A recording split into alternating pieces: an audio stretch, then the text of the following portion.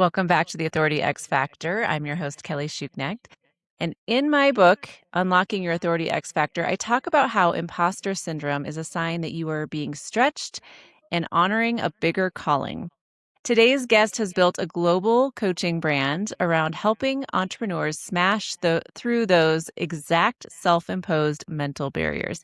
Coach Dan Gordon is the founder of Dan Gordon Enterprise and the host of the hit podcast For Badass Entrepreneurs Only. For over 2 decades, Dan has been on a mission to free high-performing business leaders from the limiting stories that keep them stuck, helping them embrace radical authenticity and accelerate their growth. He is a sought-after speaker and the author of the book Selling is BS. Today, we're going to talk about his journey from a shy kid to a transformative leader, his unique philosophy on authentic sales, and we'll uncover the unique Authority X Factor he uses to help entrepreneurs unlock their hidden potential. Dan, welcome to the show. Kelly, boy, when you say it that way, I sound pretty good. I love it. Well, I want to start out by telling a just personal story of my interaction with you. So you and I met at the ROI of Y conference a couple of months ago, and we met on the elevator. I had no idea who you were. You had no idea who I was. And you asked me, Kelly, what's one thing you love about yourself? And I told you, Dan. Well, I didn't say Dan. I didn't know who you were, but I said, it's my hair. I love my hair today. And after I answered you, I thought, I wonder if he was looking for something a little deeper than that. And the next day, again, I had no idea who you were. The next day, you led a lunch session on deep connections. And I was like, oh man, I told this guy that I love my hair. It's so funny that you say that, Kelly, because I've asked over 1,000 people that question. What do you love about yourself? And, it's a little sad because most men will answer the question pretty directly, like, I'm a go-getter. And women will tend to say, you mean like the way I look? I'm like, no, not the way you look. Like, yeah. And, it's a very cultural media bias kind of thing that gets into women's head. And, let's just get right into it. One of the things that I do, and I love working with women. I think partially it's because I grew up with a single mom in the 70s in St. Louis, Missouri, not exactly the bastion of free thought, and I watched her struggle. And so when I taught personal development courses, I really love working with women, helping to empower women. And so when, women, and I didn't do that with you. I guess I didn't, it felt weird on the elevator, but I tend to say like, no, like more personally, like, what do you love about yourself? And so let's redo, Kelly. What do you love about yourself? Here we go. We're getting into a coaching session right here. Well, okay. So having had a little more time to think about it, I would say have tenacity for sure. Like if there is something that needs to get done, I am going to get it done through hell or high water. Like it is going to happen. Sometimes actually, my husband and I have been talking about this. We see this trait in 2 of our kids, where like it's all like you see the bad side of it. Like I can see in them, I'm like they have tunnel vision. It is like this is what I'm doing, and nothing else matters, right? And we know that like they get that quality from me because that is definitely how I am. And also it's a great quality and there are consequences to it. But anyways, I love that about myself because I just know that in anything I do in starting my business, like I was like, this is gonna be successful because there is no other option, right? Like, so I just go for it. Why couldn't you have said that on the elevator? I mean, we had more than enough time. I think we had 2 floors, No.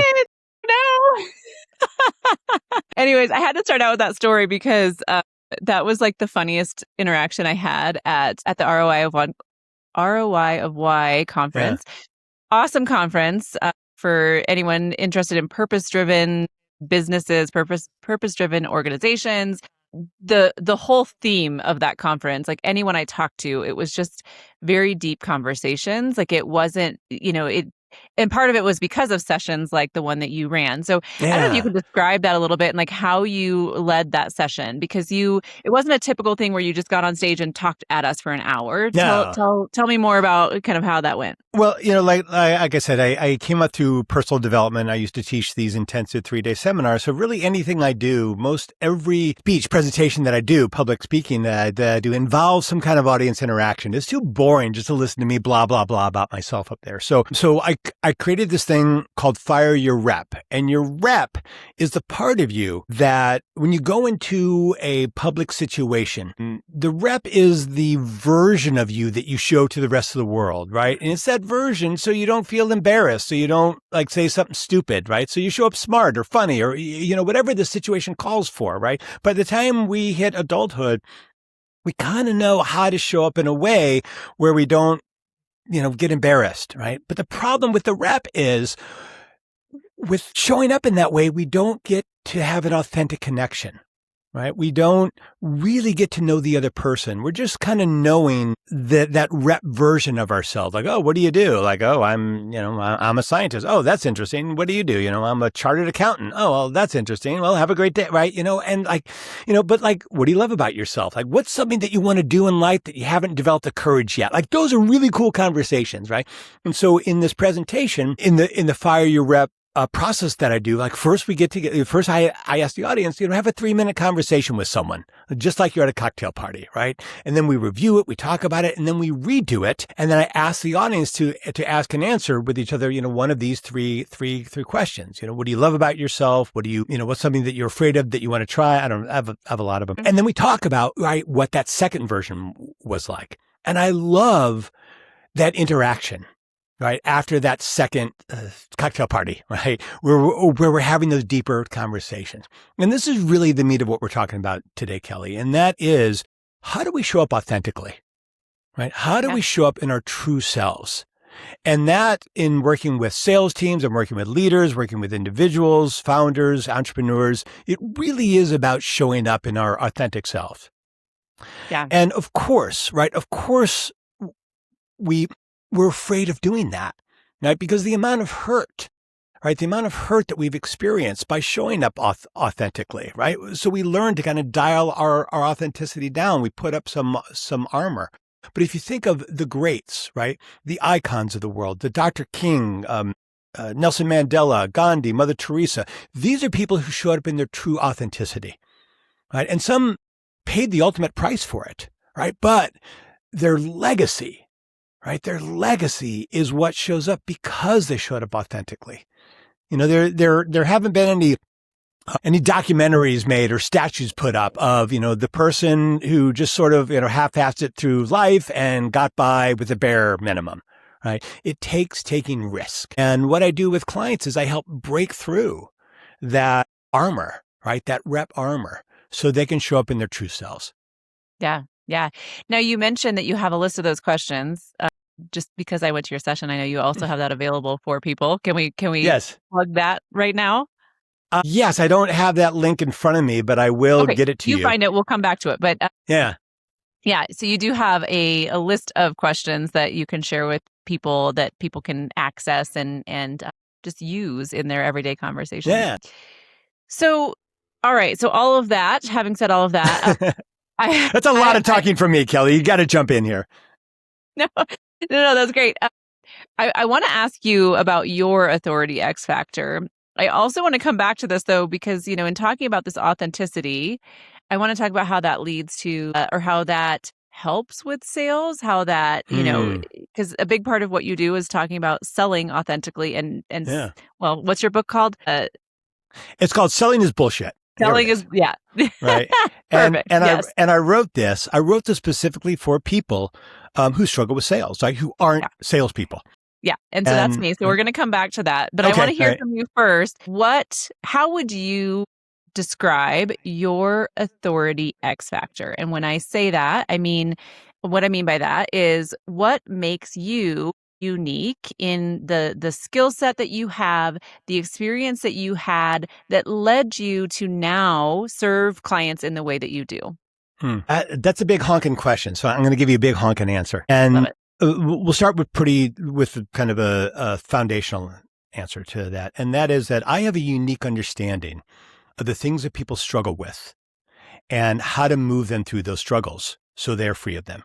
Right? That's the basic of it. And so when I was teaching personal development courses, I recognized I'm really good at this.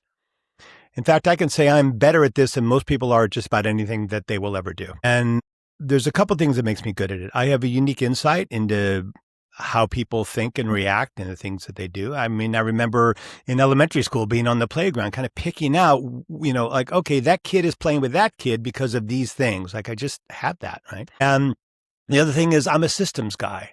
So people are just systems, right? The way that our brains operate is very systematically, right? It's a lot of gears and switches.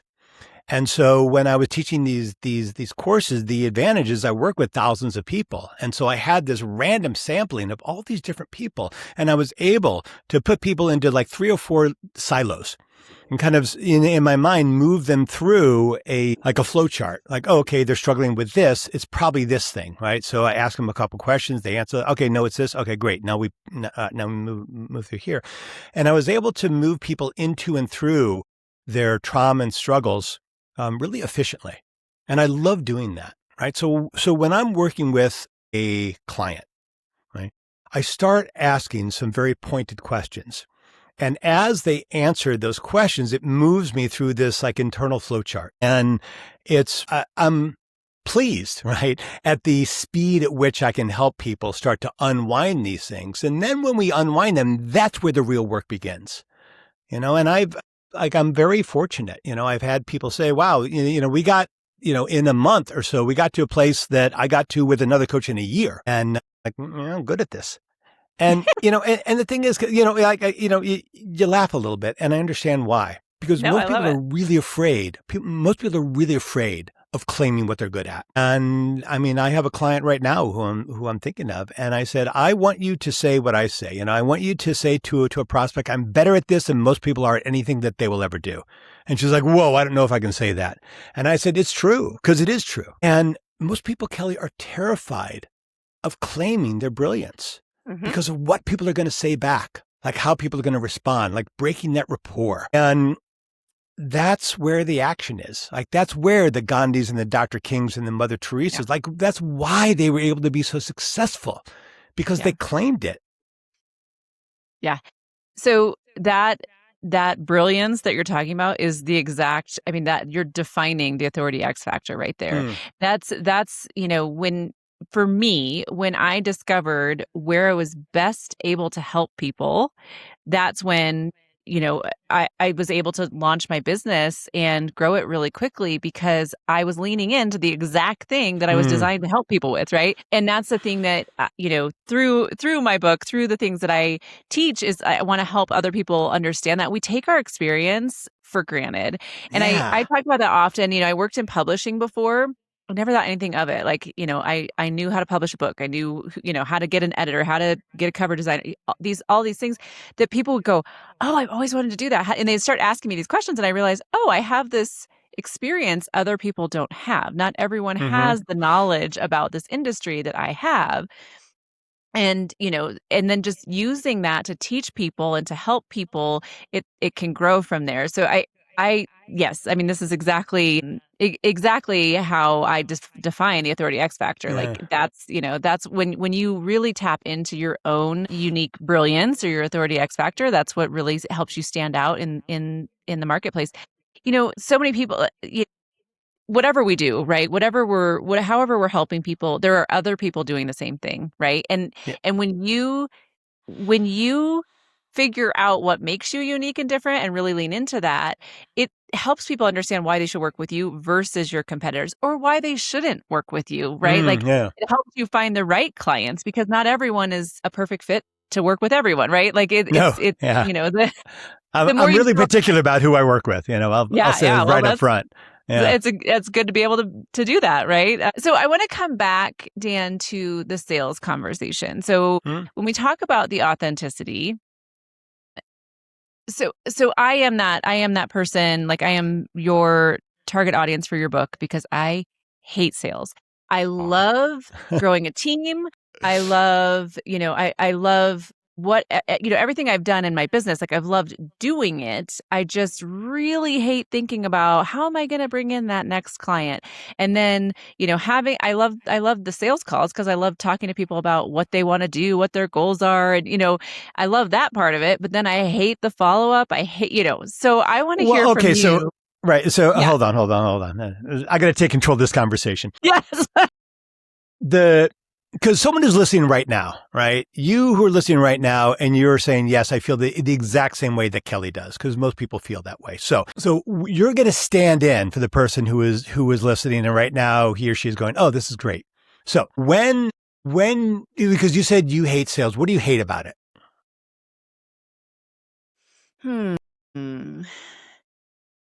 Well, okay, where do is I it start? going from rapport? Is it going from rapport to the close? Right? Okay, we're having fun talking. Now we talk about the money. Is that it?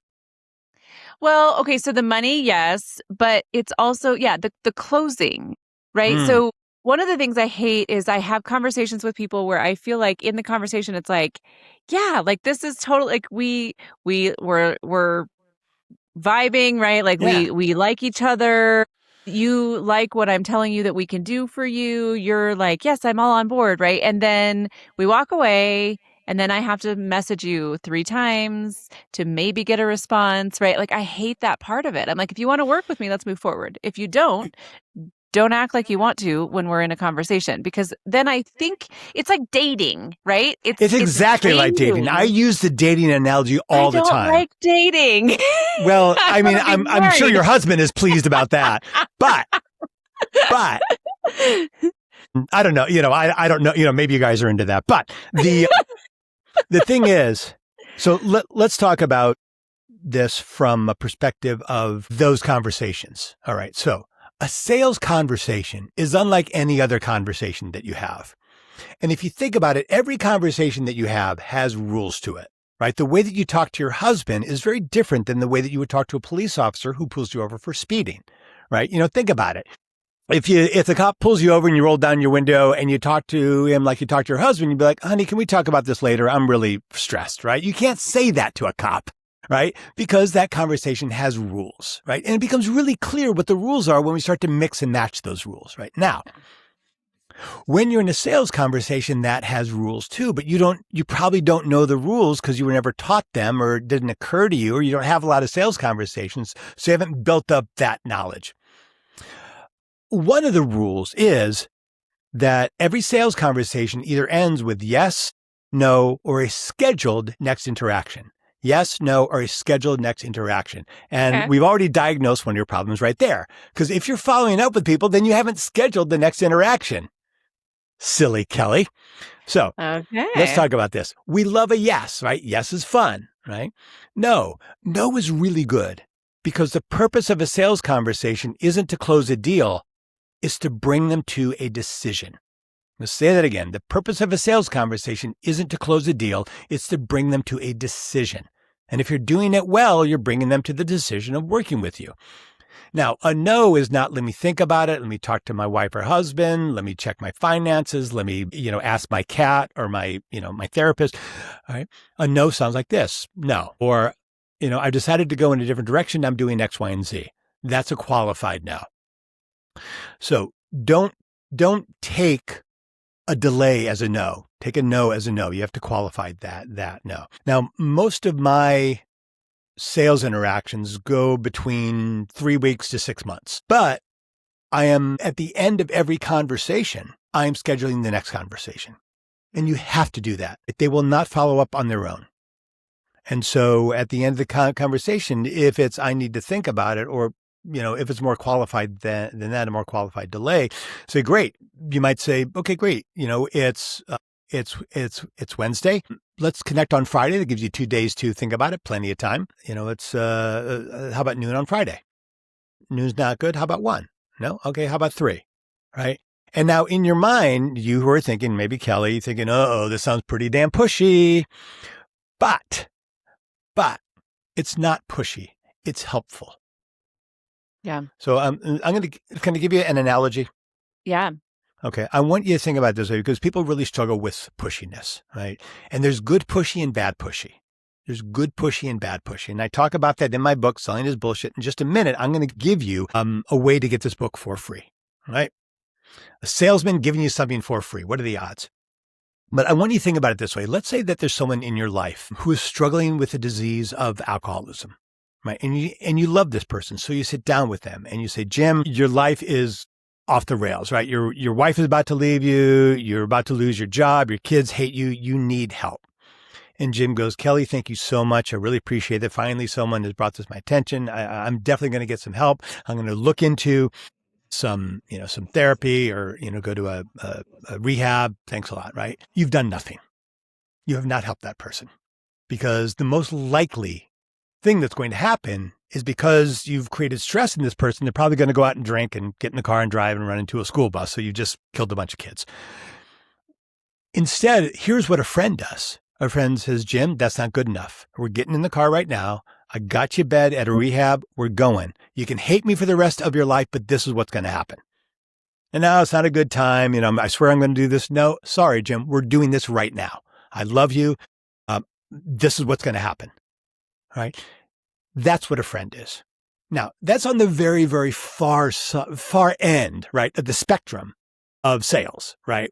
The relentless of not taking no for an answer. And most of the things that we do don't involve a life or death situation when it comes to a sale. But I think you get the idea that being helpful is not always being polite in the general sense of the word. That being helpful is helping someone pass their own resistance so they can get the help that they need from you. And you have to remember, if someone is talking to you, Kelly, if someone is talking to you about your services, they need your help, right? They're not just wasting your time. They need your help. And you who are listening, when you're talking with someone, they need your help. And if you don't sell them, somebody else will. And it's probably going to be somebody with less integrity, less ability, and you will have failed that person. Yeah. Because somebody who's better at selling, who is worse at what you do, and the only, is going to close them. And the only way that you can guarantee that they're going to get good service is if they work with you. Yeah. I love that. And I will implement that the very next time I have a sales call. In fact, I have one tomorrow. So in fact, let me give one more thing. I will even book the call for them. I'll say, hey, look, like if it's going to be in a couple of weeks, I'll just go ahead and book it on my Calendly. If it's not a good time, you just click the reschedule link. And people love that. Like when I first started doing that, I'm like, are people going to be okay with that? But people love it. You cannot depend on people to take action to help themselves. You have to do it for them. Right. Yeah. I think that's such a great perspective on it, because I think that's what happens is I think that people, when I'm talking to them, they're like, yeah, I need that. I want that, and then a week goes by or whatever. I get a lot of the, well, let me check on the finances, or let me check with my wife, or, something like that. And then, and then like, I just don't hear again. And then I'm like, okay. Yeah. But yeah, that's a great way of just saying like, okay, well, let's hop on another call in a couple weeks and see how that went, that conversation with your wife went, or, gives them a deadline to look at their budget and figure things out or whatever. Yeah. I think that's a great tip, Dan. Thank you very much. I will definitely do that. Let's talk about, I'm going to think about it, right? Because that is a classic trope. Like, I'm going to think about it. First of all, we all know no one's going to think about it, right? You don't think about it, right? No one goes home and says, look, honey, boil a pot of coffee. We're staying up all night. I promised Kelly I was going to think about it. So we're going to think about it, right? It doesn't happen. The moment they walk out of the conversation, they're not thinking about it.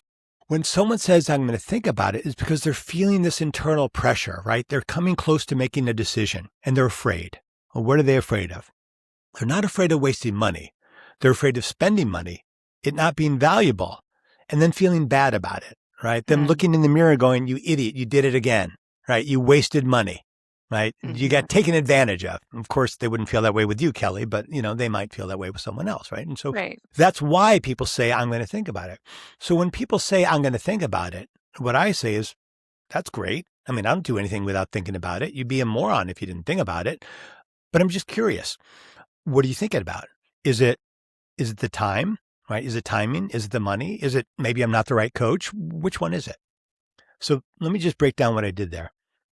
They're on their way out of the sales conversation. They're like, okay, I'm going to think about it. This is my way out. We loop them back in and we bring them back into the sales conversation by asking them, what are you thinking about? But unlike most sales training, I do not ask open-ended questions. I ask open-ended questions and then give a multiple choice answer, because I want to direct the conversation. And if you allow your prospect to direct the conversation, they will direct it right out of the sale. Right? And so you give them a multiple choice. And sometimes what's really cool is they'll say, no, it's not any of those three, it's this. And when they say that, now you're getting a unique insight that you wouldn't have had, that they would have never said. Mhm. Yeah, I'm curious if you have any, I don't know, tips or ideas around. I'm trying to think of some of the things that come up for me. This was not intended to be like just a sales coaching session, Well, but well, here like we are. It always ends up this way, Kelly. Don't feel bad. yeah, no, I mean, I like this is it. These are the things that are really hard when you're not a natural salesperson. I think that there are some people who just like are really good at. I mean, they're just I, good at this. My brother-in-law, for I'm example, not. he is.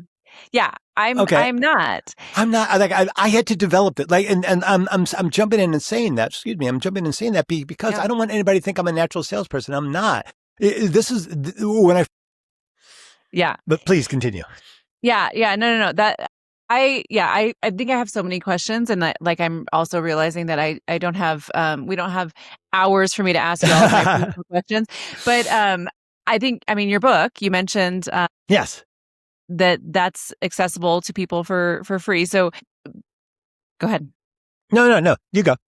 Okay. So let's get back to that because I think that that's probably where I'm going to get the answers to a lot of my questions that I'm like rolling around in my head. But before we get to that, I want to ask you the last question I have for you, which Mm-hmm. is about your day one you. So if you could go back in time to, and it could be whatever version of day one you that you want to think about, Dan, but like as you're starting your business, as you're starting in your career, that former version of yourself, knowing what you know now, what you've learned in business, what is one piece of advice you would give that day one version of you? I think I'd start with giving him a hug, and I mean it because what I'm thinking of. What I'm thinking of is a really lost guy.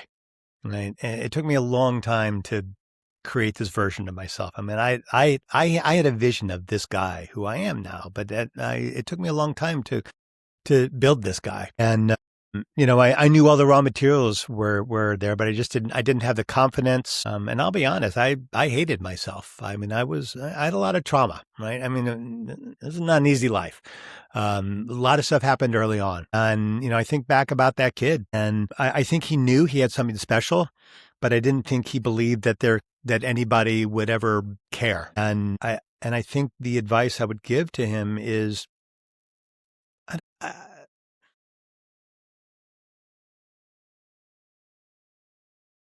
there's something about you, Dan, and there's something about you that people love. And when you see it, you're going to be astounded. And I would also say, listen to the people around you. Listen to the things that they say about you. Listen to the compliments that they give you when you do something and people are surprised or impressed. Take note of that. And I'm saying this to you who is listening right now. When you do something that people are like, whoa, that's kind of cool that you can do that. Like, whoa, Kelly, you can create a book out of nothing. That's really something. There was a guy at ROI, who was a submarine commander. And I'm like, you should be talking about that all the time because that's really impressive. And to him, it was just another day at the office, right? He Right. worked on a submarine, right? So it wasn't that big of a deal. But like a submarine commander, that's badass, right? And so for me, for you, Kelly, for you who were listening, take note of the things that people take note about you. Yeah. And own those as your unique ability, because that's the foundation that you build on. That's the person that you can become. I mean, I'm a big fan of Dr. King, and he realized early on, it's like, wow, I'm a really good speaker. Like people listen to me, and that means something. And so he was able to build on that. Yeah. Love it, Dan. Well, I hate to end our time because I feel like I could talk to you all day or listen to you talk all day. I appreciate the little tidbits that I got in this session are probably going to change my sales game forever. So I appreciate that just selfishly, and I hope other people get something out of that as well. I want I to don't care just as long as you got something out of it too, Kelly. yeah, it's just for me. It's that's really all that matters. No, I think this episode will be really helpful for people. And I also want to just end with a call to action of where people can find more about you online, learn more about what you do, how you might be able to help them, and about your book. So if you want to share Yeah. a little bit of that, Well, we'll first wrap with that. let's give away my book to get. Selling is Bullshit, written specifically for you, the person who is not a great salesperson. You can download it. Just text the letters BS, BS as in bullshit. Text BS to this number, 213-409-8366. 213-409-8366 and text the letters BS. One more time, 213-409-8366. To get in touch with me, super easy. Just go to LinkedIn and do a search for Coach Dan Gordon, or hop on to Google and do a search for Coach Dan Gordon. I'm kind of everywhere. Like, we've worked really hard to make that happen. And so you can find me. And if you'd like some help, like I gave Kelly, I'd be overjoyed to have a quick conversation with you. You can book a call with me for free. And there's two things I guarantee out of that call. One, you will walk away with at least $10,000 worth of advice, like I gave Kelly. And two, you will not be a client, because I will not ask you to be a client. That's not what that call is about. That call is about you. And I've given this number out, lots and lots of people. I've only had 3 or 4 people who have actually taken advantage of it. Most people are afraid to look into the things that they're not good at. So if you who are listening, if you have the courage, just text the word HELP, HELP, to that same number, 213-409-8366. HELP, HELP, 213-409-8366, or text BS, and get my book or book a call with me. Awesome. Well, and I can also attest to the fact that you are not a pushy salesperson. You are not going to follow up with a bunch of I hate when I give my number or email to somebody and I just get constant messages from them. I understand what they're doing, but I don't like it. Anyway, I can vouch for you that that's not what you're going to do, because I have texted you before for that list of questions that you have. So yeah, I highly encourage people to take advantage of those offers. So Dan, thank you so much for coming on and sharing your $10,000 worth of advice with me. I think this was a great episode. So thank you for sharing your Authority X Factor with us. One more thing. You can check out my podcast. It's called For Badass Entrepreneurs Only. Just do a search for that, For Badass Entrepreneurs Only. I have a lot of badass entrepreneurs on, and I can't wait to have you on the show, Kelly. So we're going to talk about that in a second. Love it. Love it. All right. Thanks, Dan. Bye. Thanks for watching. My book, Unlocking Your Authority X Factor, is now available on Amazon. Don't forget to like, subscribe, and share. See you next week.